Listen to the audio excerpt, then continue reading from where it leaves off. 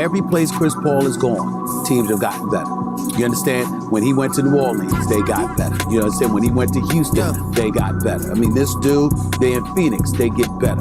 What he touches improves. There's no negative with Chris Paul. There's positive because he's the quintessential floor general. One of the biggest transactions the Golden State Warriors made this offseason is trading away Jordan Poole to the Wizards along with some young assets for Chris Paul. To me personally, this is a pretty big trade here because Golden State is giving up a lot of youth in exchange for Chris Paul's veteran status. Now, when the trade was made official, one discussion topic was whether it makes sense for the Golden State Warriors to flip Chris Paul for a different star player before the trade deadline next season, just like what the team did a few years ago where they traded away DeAndre Russell for Andrew Wiggins. Honestly, looking at that trade from now is a huge success. Also, if we look at Golden State's draft this year and their free agency moves, it's clear to see that the team is adding a lot of depth at guards. For example, they took Brandon Podziemski in the first round, signed veteran guard Corey Joseph, and so on.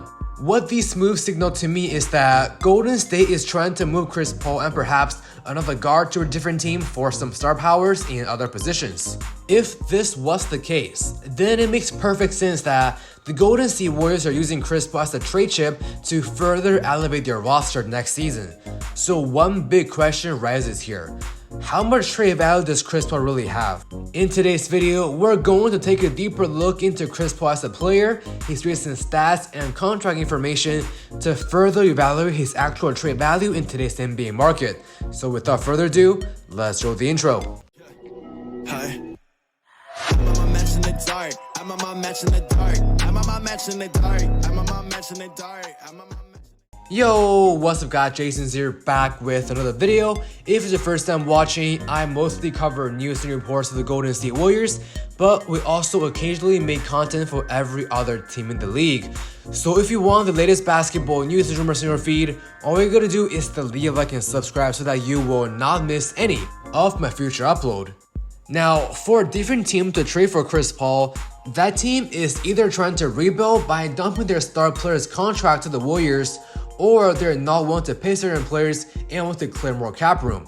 Because if we look at Chris Paul's contract here, even though his contract is fully guaranteed next season, but the year after that, it becomes fully non-guaranteed, meaning a team can just waive him and clear $30 million in cap room. The truth is, the fact that Chris Paul is a 38-year-old veteran is harming his trade value, but again, this flexible contract is definitely a plus under any trade scenarios, which is why I think Golden State got him in the first place. Now, in terms of Chris Paul the player, even though he is 38, it's not saying that he is completely washed. Remember, Chris Paul is only 1 year removed from a back-to-back All-Star appearances. And this last year for the Suns, CP3 was still averaging almost 14 points, 4.3 rebounds, almost 9 assists per game, while shooting 37.5% from behind the arc. He is certainly now more prone to injuries, but again, he's still a very good point guard in the league today. He might not be a starter for the Warriors because Golden State got Stephen Curry in the backcourt, but still, Chris Paul is a starting caliber guard for any team in the league. If you really watch his tape, you can tell that CP3 is one of the most consistent pick and roll players and it's a very nice mid-range game. And of course, shooting 37.5% from the arc last season is a great proof that he's a good 3-point shooter. And really, Chris Paul is the kind of player that will elevate your whole team because he's the true definition of a team player. Now, here's what's the most important in this case. Chris Paul's trade value will be heavily determined by how the Golden State Warriors play him. As of right now, I believe he's going to be the leader of the second unit, but if Golden State really wants to showcase all his strength to the league and build up his trade value, they somewhat have to include him in the starting lineup or have him play an equal amount of minutes as starters. Specifically, the pick and roll game between Chris Paul and Kevon Looney and Dario Saric is something I want to emphasize here because that's Chris Paul's biggest strength. One fun fact about the Golden State Warriors last season is that they only run about 2,200 pick and rolls, which is dead last in the league. With Chris Paul on the team, that number is going to go up a lot. And since Golden State's strength is dead last in this category, it will emphasize Chris Paul's impact even more. Now, you can argue that Golden State is one of the teams, if not the team, that consists of the best scorers and shooters Chris Paul has ever played with. So with that, it's safe to say that Chris Paul will get a lot of open shots because again, Golden State has to amplify Chris Paul's strength to the entire league to build up his trade value. Now, one thing Golden State has to be cautious here is injury. The worst case is Chris Paul gets hurt right before the trade deadline because that means the Warriors are stuck with him and will not be able to pull a trade. Nonetheless, Chris Paul's trade value can be viewed as this.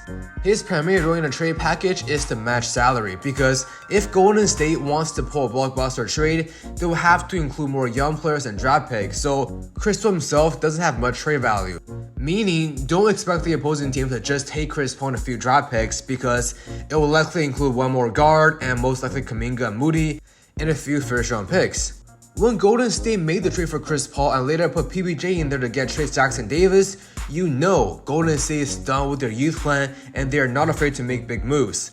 To be honest, I think that Golden State and Chris Paul is one of the most underrated storylines that we're following because it seems like all the attention right now are on James Harden and Damian Lillard.